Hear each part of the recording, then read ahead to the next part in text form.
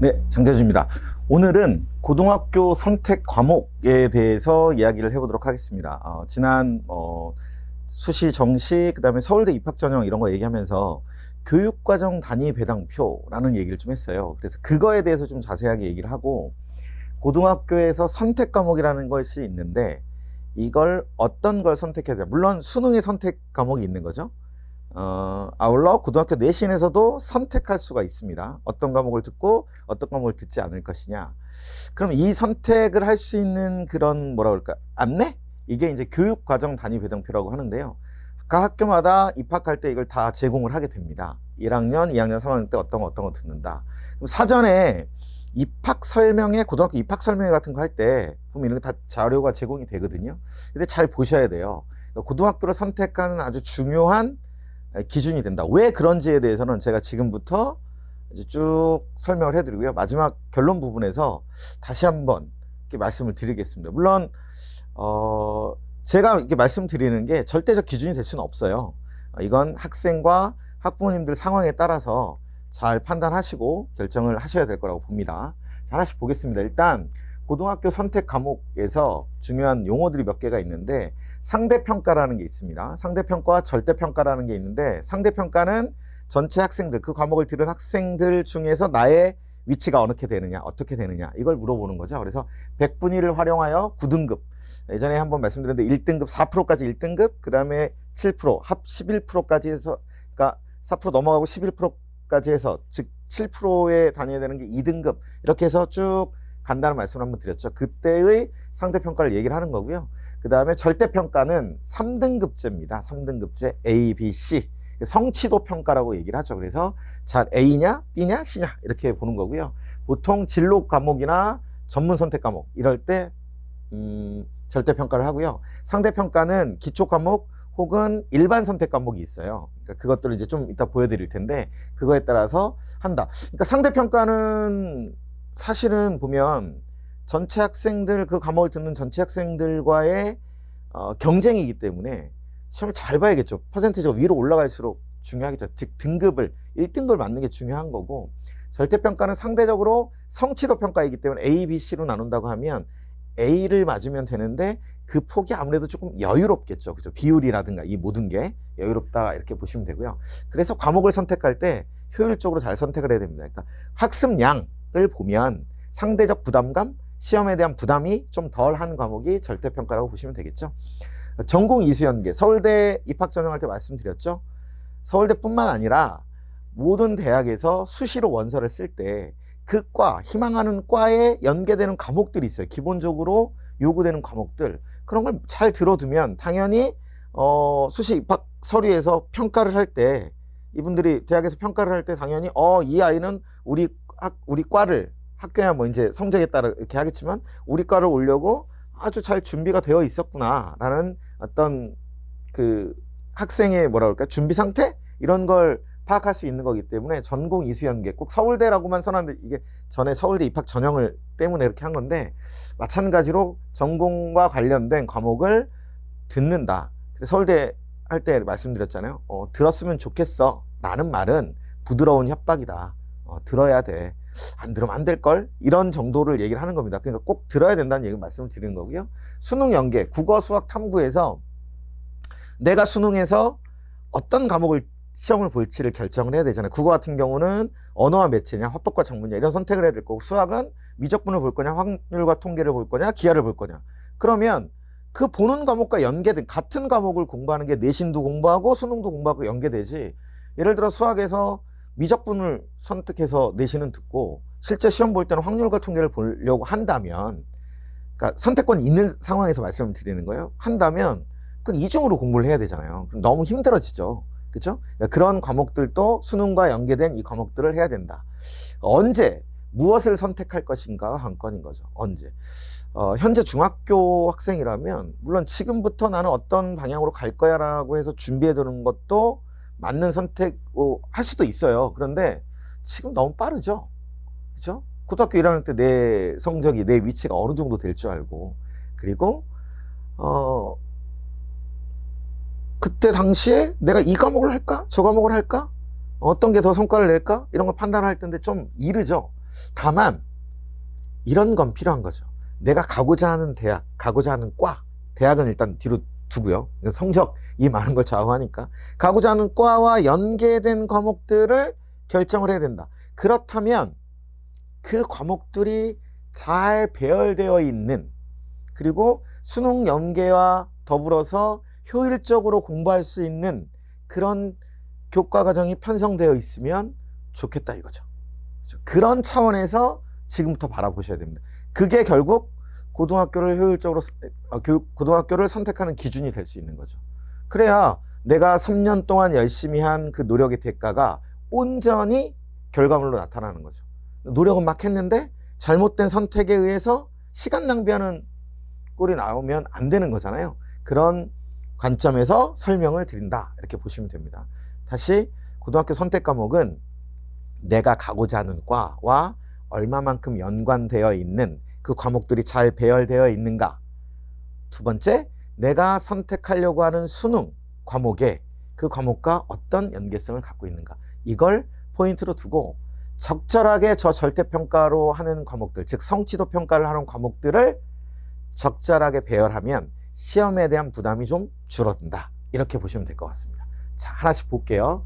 보여드리는 게 뭐냐면 과목별 평가 방법이에요. 아까 말씀드렸죠. 상대평가, 절대평가. 일반 선택 과목, 수학에서 보면 수원, 수투, 미적분, 확률과 통계는 일반 선택 과목이에요. 이 네 과목만 있다는 건 아니고요. 국어도 있고 다 있습니다. 근데 수학만 제가 지금 말씀을 드리는 거고, 이 네 과목은 상대평가로 9등급제예요. 그러니까 4%만, 학교에서 4%만 1등급을 받는 거예요. 근데 이쪽으로 와서 보시면 기하나 수학과제 탐구, 경제수학, 실용수학 또는 심화수학, 고급수학 등은 절대평가제거든요. 3등급제, 즉 성취도 평가라는 거죠. 따라서 경쟁 구도에서는 조금 더 자유로운 겁니다. 그렇죠? 그리고 어느 정도 이상만 되면 A등급을 받을 수 있다라는 거죠. 그럼 시험에 대한 부담은 이쪽이 덜 하다라는 거죠. 자, 여기서 핵심적으로 보면 기하 과목에 수학에서는 집중을 좀 하셔야 되는 거죠. 그렇죠? 기하가 어려워요. 어렵긴 해요. 그런데 어떤, 예를 들어 2학년에 편성되어 있느냐 3학년에 편성되어 있느냐라는 거에 따라서 또 진로 과목을 반드시 몇 개 이상 들어야 된다는 이 제약 조건이 붙은 학교들이 좀 있거든요. 그러니까 그런 걸 판단해서 기하 과목이 2학년에 있느냐 3학년에 있느냐에 따라서 선택해서 듣고 부담 없이 공부를 좀, 물론 공부에 부담이 없지는 않습니다만 그래도 약간 시험 볼 때 부담감은 좀 줄인 상태에서 할 수 있다라는 거죠. 저걸 선택을 하나는 적절히 잘 이용하면. 인문계열 가는 학생들 입장에서 보면 수학과제 탐구라든가 경제수학을 뭐 경제학과나 경영학과 이쪽 상경계열을 지망한 학생들은 경제수학을 당연히 들으면 좋을 것이고요. 수학과제 탐구, 그렇지 않으면 수학과제 탐구를 들어서 약간의 좀 부담감을 좀 줄여주는, 학교마다 좀 방식이 다르긴 합니다만 수학과제 탐구가 배열되어 있는 학교들 중에서 수능 공부를 처음에 한 번 정도 이렇게 뭐 리포트 작성하는 걸 제외하고는 예를 들면 수능 과목 수학 공부를 그 시험지로 실제로 무슨 어떤 교재를 주고 그 과목으로 뭐 시험을 보는 그 문제집 가지고 시험 보는 학교들도 있습니다. 그래서 이것들을 좀 잘 활용해야 된다. 어떻게 진로 선택 과목 절대 평가를 적절히 잘 활용해서 잘 선택해 놓으면 시험에 대한 부담은 덜하다. 예를 들면 수원 수투야 뭐 공통적으로 다 보는 거니까요. 2학년 때 예를 들어 확률과 통계가 기하가 다 있다고 하면 그러면 확률과 통계와 기하를 두 개 다 하는 게 공부가 부담스럽긴 한데 기하는 진로 선택 과목이니 자연계열 가는 학생들 입장에서는 저 과목을 다 들어도 괜찮다라는 거죠. 부담을 좀 줄여준다는 얘기니까. 그러면 나중에 표 보시면 아시겠지만 저랑 같이 막 묶여 있는 게 막 고급 영어 이런 거 막 들어가 있거든요. 심화 영어 막 이런 거. 그럼 뭐 영어가 더 좋을 수도 있지만 내가 자연계열 가겠다 하고 하면 기하를 선택, 이게 전공과 또 연계되는 그 관련성도 좀 있거든요. 그러니까 그럴 때 잘 활용을 하면 좋다. 핵심은 일반 선택 과목은 9등급제 상대평가로 돼 있고요. 진로 선택 과목은 3등급 성취도 평가다. 이렇게 보시면 될 것 같습니다. 자, 교육과정 단위 배당표예요. 아까 말씀드렸지만 입학 설명회 때부터 이런 표들을 나눠줍니다. 이건 어떤 한 학교에 그냥 예를 들어서 한 거고요. 모든 학교가 이렇지는 않습니다.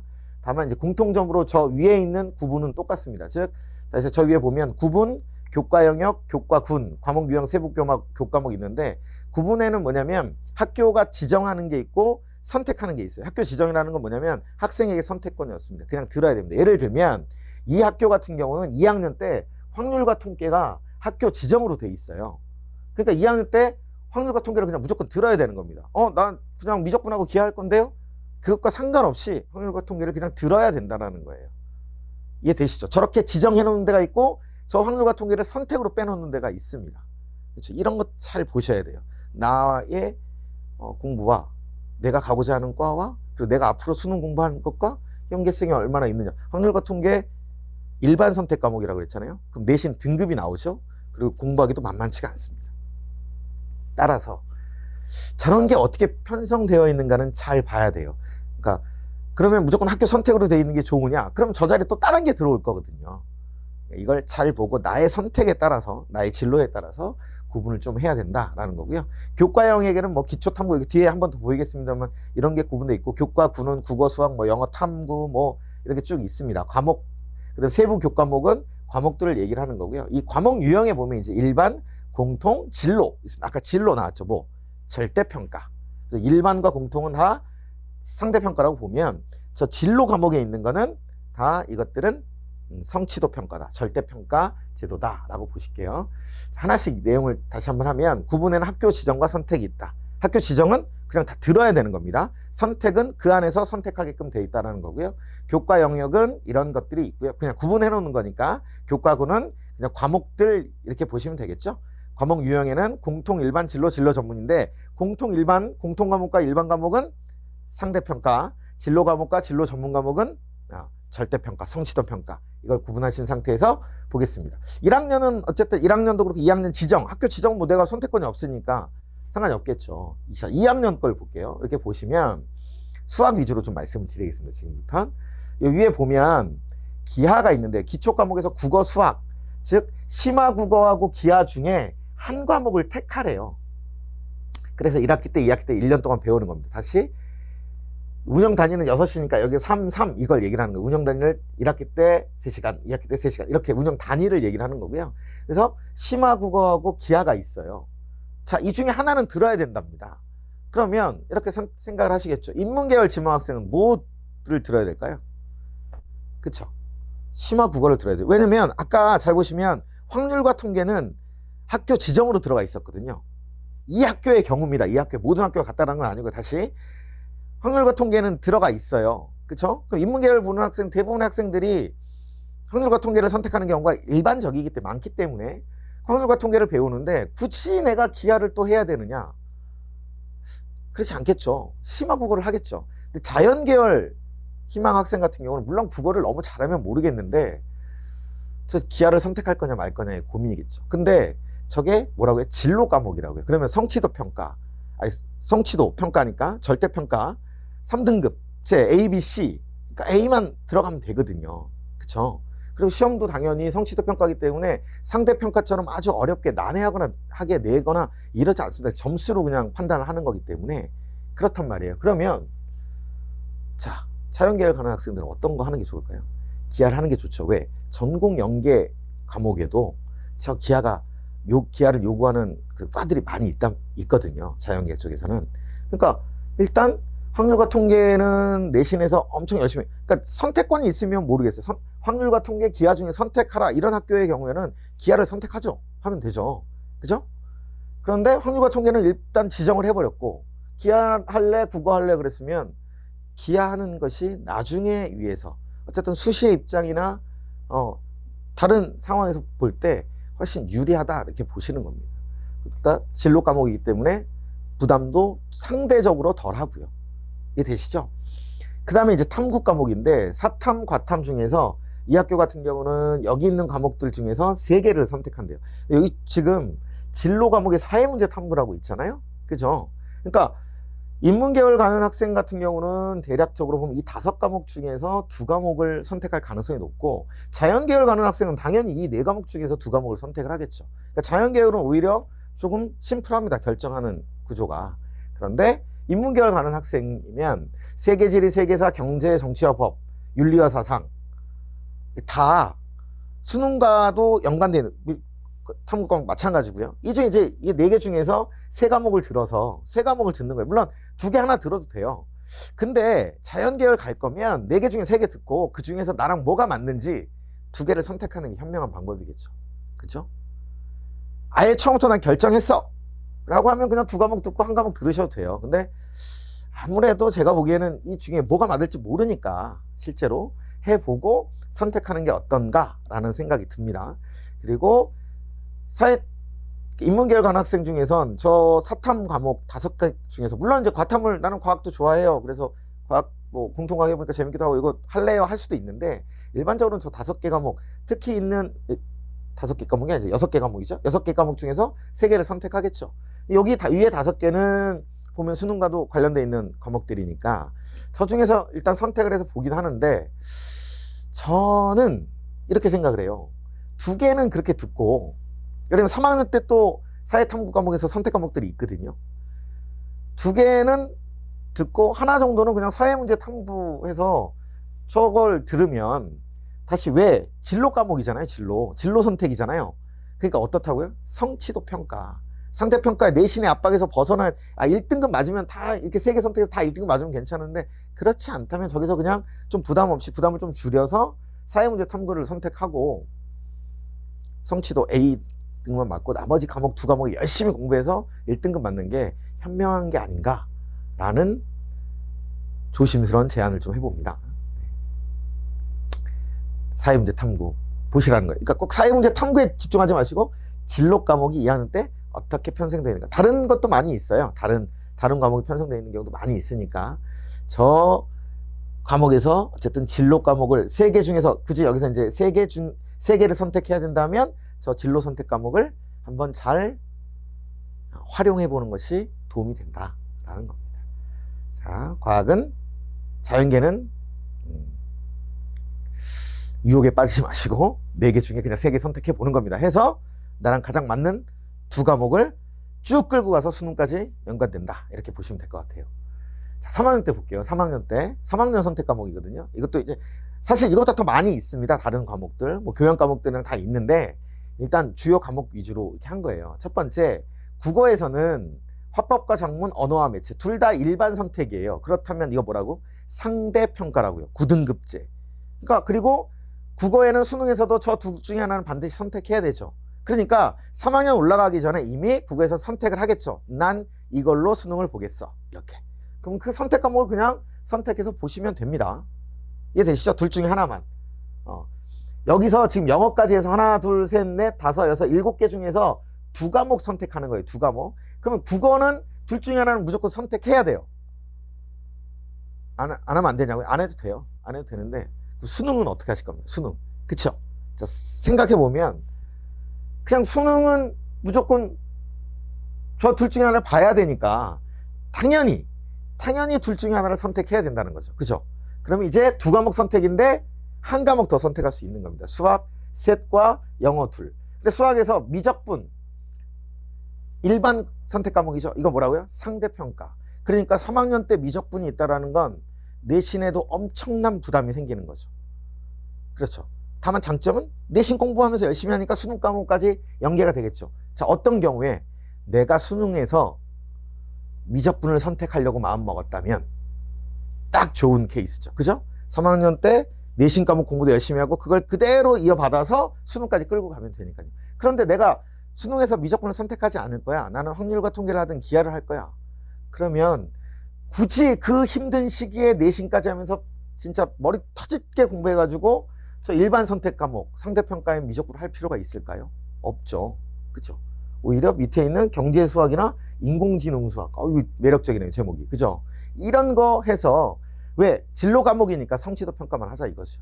특히 상경계열로 가려는 학생들, 물론 근데 이게 참 딜레마긴 한데 상경계열 가려면 미적분 하고 오라고 하거든요. 이게 고민이 좀 될 것 같아요. 근데 상경계열 참 고민이 됩니다. 어떻게 해야 될지 확답을 못 하겠어요. 왜냐면 미적분도 해야 되고 경제 수학도 하면 좋고, 그런데 미적분에 더 가중치를 더 많이 두기 때문에 좀 그때는 고민이 될 거고, 그렇지 않다면 저 중에 하나를 선택해서 국어 올인하고 여기는 성취도만 좀 높이자. 아니면 밑에 영어, 진로 영어나 영어권 문화 다 진로 과목이잖아요. 어떻게? 성취도 평가니까 여기서 적절하게 국어는 둘 중에 하나는 무조건 들어야 한다. 그러면 나머지 5과목 중에서 하나를 하는데 자연계 상위권 대학 가겠다. 그럼 미적분 가야죠. 그죠?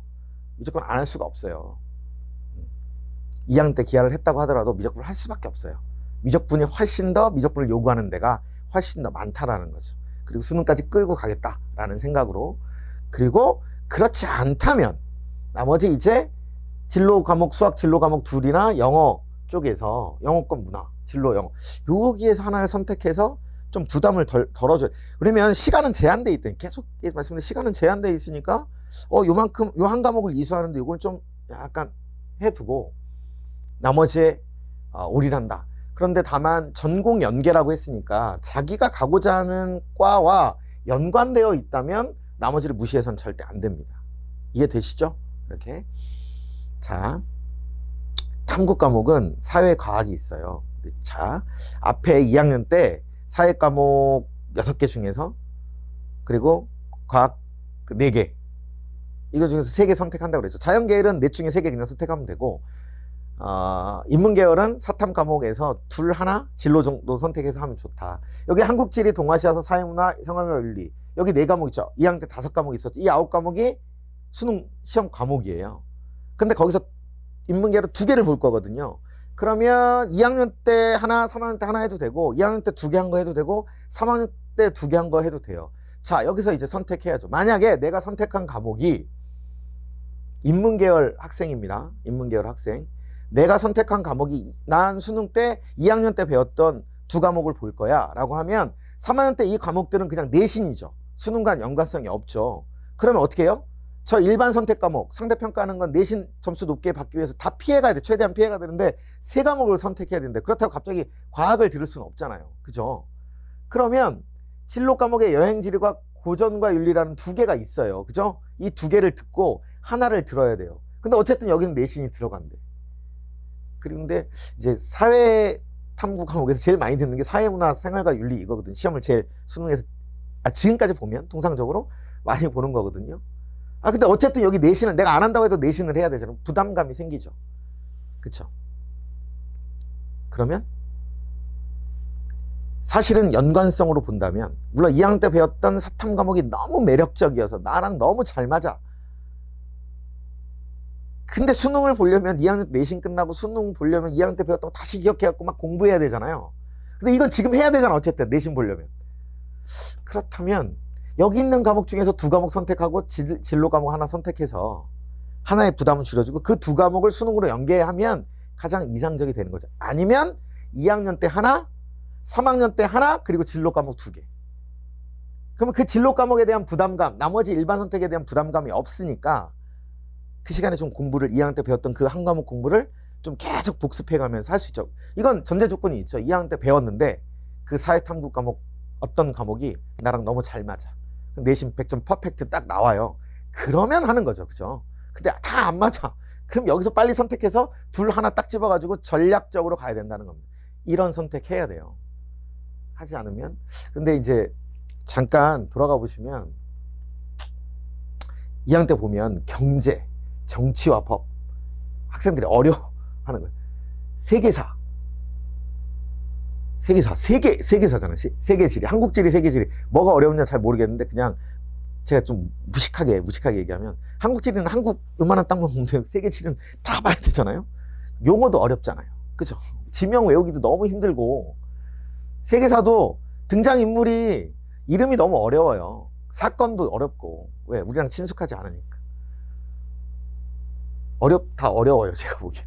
윤리와 사상은 뭐 우리는 항상 착각하는데 우리는 항상 윤리적인 인간들이기 때문에 뭐 잘 볼 것이다 그러는데 시험은 좀 다른 거고요. 모르겠어요. 이거 선택도 이때도 잘해야 된다는 얘기죠. 다시 3학년으로 돌아가 보면 한국지리, 세계지리보단 한국지리. 욕먹을 텐데 너무 무식하다고. 제가 저의 무식함을 좀 용서해 주시고요. 동아시아사, 세계사보단 동아시아사. 세계사, 동아시아사. 너무 그런가요? 사회문화는 학생들이 어쨌든 저런 선택을 많이 하더라고요. 생활과 윤리도 선택 많이 하는 탑2 과목인데 거의 생활과 윤리. 뭐 우리 살면서 특별하게 뭐 비윤리적으로 살지 않으니까 웬만하면 잘 보지 않을까. 그렇지 않습니다. 어렵습니다. 어쨌든 어려운데 어쨌든 어떤 걸 선택할 거냐, 전략적인 게 필요하다. 그거에 따라서 저 진로 선택 과목을 잘 구성하는 것이 부담이 없다. 나는 한국 지리도 좋아하고 동아시아사도 좋아하고 그리고 난 사회문화 시험 볼 거야. 그래서 3개 하겠다. 하세요.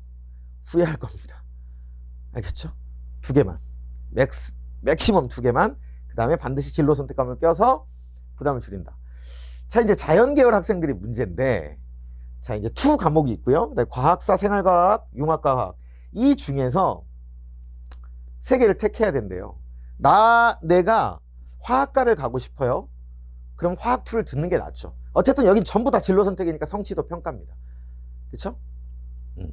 그리고 인문계열 학생들이 상당히 빠지기 때문에 인원수도 이제 줄어들어요. 성취도 평가하는데 여기 또 막 갈릴 거 아니에요. 이걸 여기서 3과목 듣는 학생은 글쎄요, 일반계 고등학교에서 없을걸요. 이 3과목 듣는 학생은 제가 보기엔 대단히 용감하거나 아니면 일찌감치 공부를 포기했거나 라고 생각을 합니다. 이 중에 자기의 전공 연계 과목 하나 정도는 듣는 게 좋습니다. 가려고 하는 데서 요구하는 그 이수 과목, 전공 연계 이수 과목이 만약에 있다면, 권장 과목이 있다면 듣는 게 좋고요. 좋고, 나머지에서 적절히 선택을 좀 잘했으면 좋겠어요.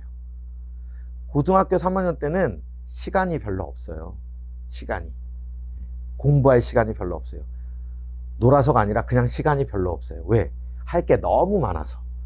그러면 그 시간들을 잘 활용을 해야겠죠. 그렇죠? 근데 무턱대고 그냥 나는 다 좋아. 난 2과목 다 할 거야. 나는 물리에 대해서 굉장히 깊게 공부하고 싶어. 고3 때 물리학 2를 한다고 해서 그걸 깊게 공부할 수가 별로 없고요. 그리고 그냥 대학 가서 하세요. 제발 부탁인데, 전공 연계 과목만 거기서 요구하는 과목들에서만 있다면 하나 들어주는 게 수시에서 도움이 된다. 정시에서 선택을 할지 말지는 여러분들이 선택을 하시고, 그건 학교 선생님의 조언을 잘 받다 들으시고요.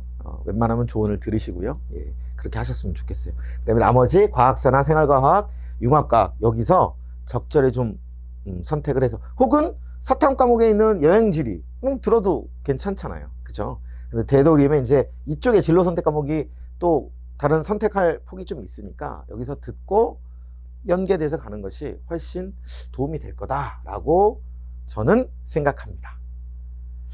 1학년, 2학년, 3학년 다시 학교가 지정을 했다. 나에게 선택권이 없다. 2학년 때 선택할 수 있다. 효율적 선택을 해야 된다. 지금 고1 학생들 같은 경우 이미 뭐 이제 선택이 다 어느 정도 됐겠지만 3학년 때 어떤 과목을 선택할 것이냐. 흐름은 내가 가고자 하는 대학과 가고자 하는 과와 전공 연계성이 얼마나 있는가와 내가 보고자 하는 시험의 수능과 어떤 연결을 갖고 있느냐. 이거의 포인트라는 거예요. 그럼 학교 입장에서, 학생 입장에서 보면 아까 그랬잖아요. 학교가 지정한 과목이 있고 내가 선택할 수 있는데 이런 걸 조심해야 된다는 거예요. 학교 지정이 나의 가는 길과 어긋나 있을 때, 그러니까 예를 들면 뭐 미적분이 지정돼 있어요. 나는 인문계열에 그냥 어문계열 어떤 학과를 가고 싶은데, 그러면 사실은 미적분 필요 없거든요. 그런데 학교에서 그걸 지정 과목으로 해버려요. 그러면 어떻게 된다고요? 일반 선택이기 때문에 내신에 대한 엄청난 부담이죠. 그리고 자연계에서 공부 잘하는 아이들이 다 그걸 보고 있을 텐데 그럼 내신 등급이 잘 나올 리가 없죠. 극단적인 설명을 해드리는 겁니다. 그러니까 그럴 땐 그런 학교는 피해야죠. 그렇죠? 자연계열을 가려고 하는데, 그래서 내가 가고자 하는 과목에 학교가 미적분과 기하를 다 듣고 왔으면, 학과가요. 미적분과 기하를 다 듣고 오면 좋을 것 같아. 내가 가고자 하는 과가. 라고 그 학교에서 얘기했어요. 그 과에서 얘기했어요. 그런데 편성에, 3학년 편성에 미적분과, 예를 들면 이런 거죠. 미적분과 기하, 화법작문, 언어매체하고 미적분, 기하 이렇게 다 두면 이 둘 중에 하나는 반드시 선택해야 되는데 미적분, 기하가 있다고 하면 그 중에 하나밖에 못 들어요. 그럼 하나를 못 보는 거잖아요. 물론 학교에서, 대학에서 그걸 보고 교육과정 편성표를, 단위 배당표를 보고 난 다음에 너는 듣고 싶어서나 못 들었던 거야 라고 얘기해 줄 수 있지만 뭔가 좀 아쉽잖아요. 다른 애들은 다 그렇게 해서 듣고 왔으면 걔네들이 더 도움이 되는 거잖아요. 그러니까 그런 과목이 어떻게 배정되어 있는가를 잘 보셔야 된다는 얘기입니다. 전략이거든요. 전략을 잘 세우고 그다음부터는 열심히 공부하는 겁니다. 근데 열심히 공부했는데 전략이 잘못됐다면 막 달리기 하는데 엄청 열심히 해서 1등으로 딱 들어왔어요. 근데 결승선이 이쪽이 아니라 반대 방향이네. 그게 무슨 의미가 있어요? 그렇죠? 처음에 목표점을 정확하게 놓고 그러려면 난 이쪽으로 해서 이 길을 따라서 쭉 똑바로 가는 게 맞아 라고 결정한 다음에 그다음부터 달리는 거죠. 이해되시죠? 이게 중요하다라는 겁니다. 그래서 고등학교 선택 이렇게 질문을 던지겠습니다. 고등학교 선택. 자, 어머님들한테 이제 고등학교 선택, 학생들한테도 고등학교 어디 갈래? 저한테도 많이 물어보세요. 고등학교 그럼 어떻게 갈까요? 라고 물어보시는데, 여기서는 제가 얘기하는 모든 기준은 특목고는 다 제외하는 겁니다. 제외하고 말씀을 드리는 거고요. 일반고 기준으로 얘기하는, 특목고를 가야 되느냐 말아야 되느냐는 글쎄요, 학생이 가고자 하는 방향에 따라서 혹은 능력에 따라서 그건 논외인 것 같아요. 영재고등학교 갈 실력이 되면 가는 게 맞지 않을까요? 물론 이제 자기가 그 길을 걷겠다고 하면, 사실은 영재고가 실력이 안 돼서 못 가는 학생들이 훨씬 많지, 뭐 자기가 뭐 가고 싶으면 가고 가기 싫으면 안 가고 이런 데는 아니잖아요. 외국고등학교, 저는 이렇게 생각해요. 외국고등학교 커리큘럼을 보면 영어, 그 다음에 자기 전공 외국어, 이 과목의 비중이 어마어마하게 큽니다. 수업 자체가 양이 엄청나게 많아요. 그리고 굉장히 성실한 학생들이 많이 가기 때문에 숙제 양도 그렇고 막 아이들이 막 너무 힘들어해요. 그래서 어문 계열 관련돼서 대학을 진학하고자 한다면 저는 최상의 코스라고 생각을 합니다. 그래서 전공 과목을 배워서 아주 착실하잖아요. 너무 이쁘지 않겠어요? 대학에서 예를 들어 중국어과를 하겠다고 하면 고등학교 때 외고에서 중국어를 배웠고 중국어 성적도 탁월하고 그 아이가 중국어과 온대요. 그러면 어서 오십시오 이렇게 되는 거죠.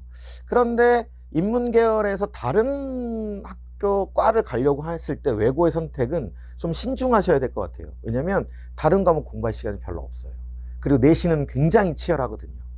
그냥 막 바뀝니다. 시험 볼 때마다 아이들이 굉장히 치열하기 때문에 이건 신중하게 하셔야 된다. 그래서 전 일반고 선택의 기준으로 말씀을 드리는 거예요. 어머님한테 여쭤보면 첫 번째 입시 실적을 많이 보시죠. 당연히 볼 수밖에 없죠. 왜?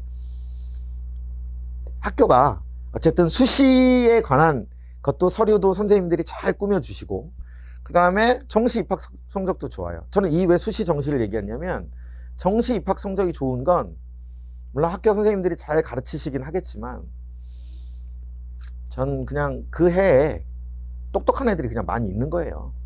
이렇게 생각을 합니다.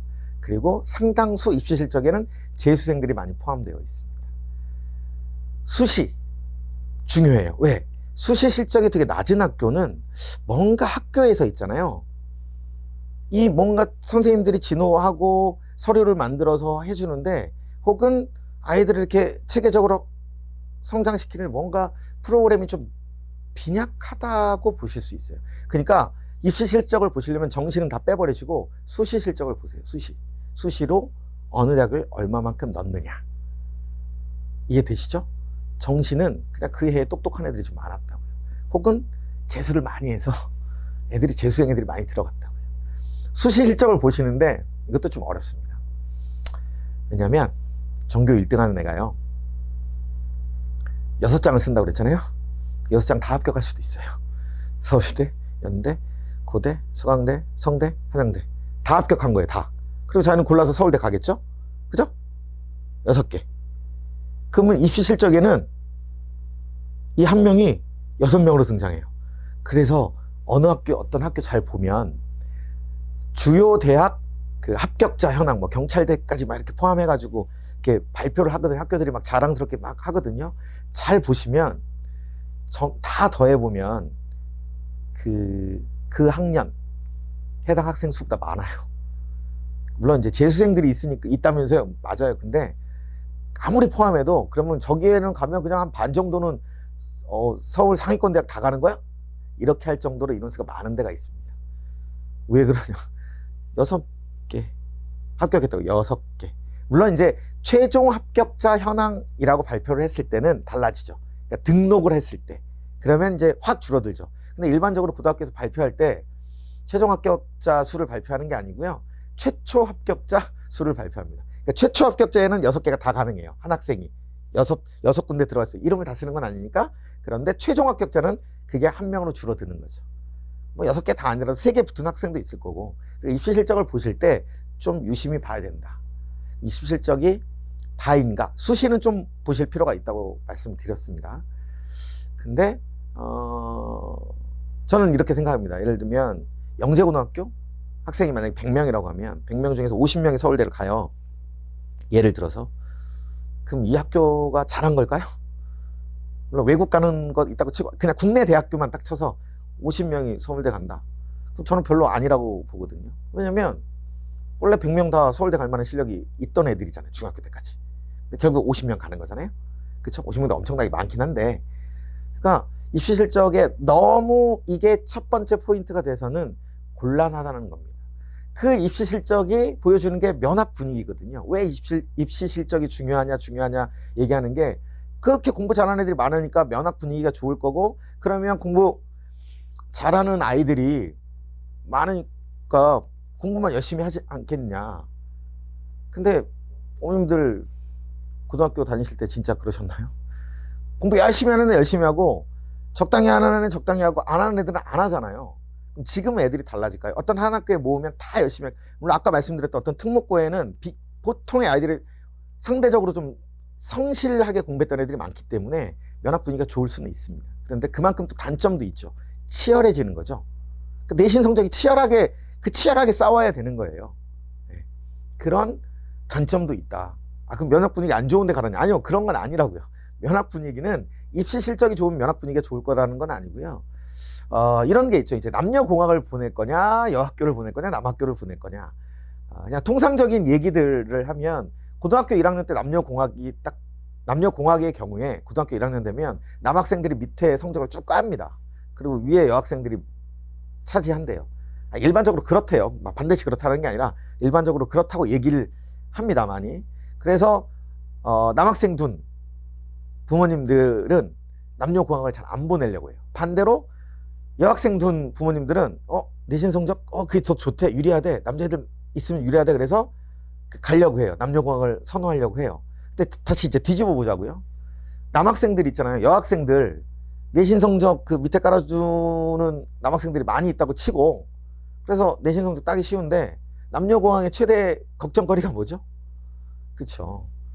눈이 맞는 거죠. 남녀 학생들끼리 이렇게 한참 우리 참 잘하는 청소년들이 눈이 딱 맞아서 마음에 드는 학생이 있어서 갑자기 누군가 연애를 시작했다. 연애 한 달 하면 한 달 만에 깨지는 커플들이 엄청나게 많은데 아이들은 뭐 빨리 만나고 헤어지고 이게 중요한 게 아니라 공부에 방해가 되거든요. 그렇잖아요. 한참 애들 감수성 풍부한 애들인데 공부하기도 바빠 죽겠는데 그것까지 연애도 하고 그러려면 친구도 만나야 되고 어쨌든 만나기도 해야 되고 만나서 물론 이런 학생들 커플이면 되게 좋죠. 야, 너는 이 방정식에 대해서 어떻게 생각해? 이렇게 대화가 이러면 굉장히 좋겠죠. 너 이 문제 풀 수 있어? 난 이렇게 풀었는데 너 어때? 이상적인 거죠. 그 드라마에서도 잘 안 나오는, 드라마에서 나오면 욕먹으니까 안 나오는, 현실에선 다 없겠죠. 그죠? 단점은 또 있다라는 거예요. 남녀공학이냐 아니냐. 면학 분위기가 남녀공학이 좋을 거냐, 여학교가 좋을 거냐, 남학교가 좋을 거냐. 저는 뭐 남자고등학교를 나왔습니다만은 그냥 그랬던 것 같아요. 공부할 사람은 하고 안 할 사람은 안 하고. 그건 어디나 마찬가지인 것 같아요. 다만 학교의 선생님들이 어떠한 분위기를 조성하느냐는 되게 중요하겠죠. 그죠? 그런 건 좀 있을 겁니다. 그래서 어머님들이 이건 잘 아실 거예요. 어디 가면 애들이 공부 너무 안 한대. 막 이렇게. 어디는 막 굉장히 애들이 공부를 상대적으로 많이 한대. 그런 건 어쨌든 가늠하는 중요한, 그러니까 절대 입시 실적도 면학 분위기도 절대적인 건 아니라 고려할 만한 사항은 된다라는 겁니다. 그러니까 우리 학생들은 학교를 선택할 때 뭐죠? 교복하고 식단이죠. 그죠?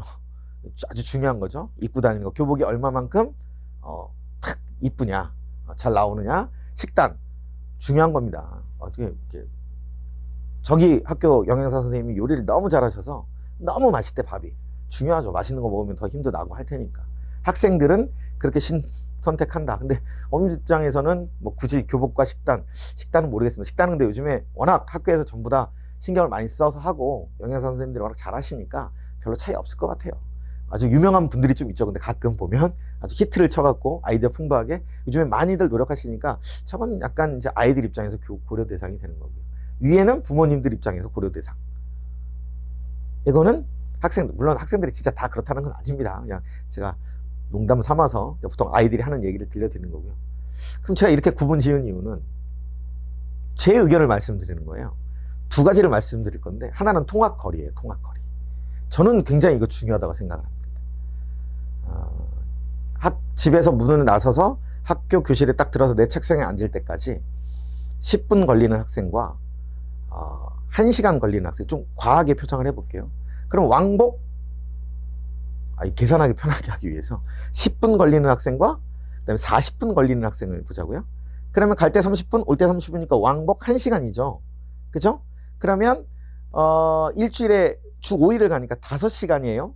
그죠? 이게 52주잖아요? 그럼 250, 50, 260시간이에요? 그죠? 그러면 3년을 하면 780시간이에요. 780시간이면 어떻게 되죠? 하루가 24시간이니까 10일이면 240시간이고 곱하기 3 하면 되니까 30일 정도가 되죠. 30일 좀 넘죠. 720시간이 30일이니까. 그럼 32일 좀 넘는 건데, 정확하게 하면 32.5일. 계산이 되네요. 32.5일인데 나는 그 시간 동안 공부해요. 얘는 안 해요. 32.5일 동안 공부를 한다고? 잠 한숨도 안 자고 그 시간 딱 공부할 수 있는 시간이 그만큼, 다시 하루에 1시간씩 공부할 시간이 벌어지는 거예요. 물론 이동하면서 뭐 듣고 동영상 인강을 듣기도 하고 뭘 하기도 하고 책을 보기도 하고 심지어 단어 외우는 학생들도 있어요.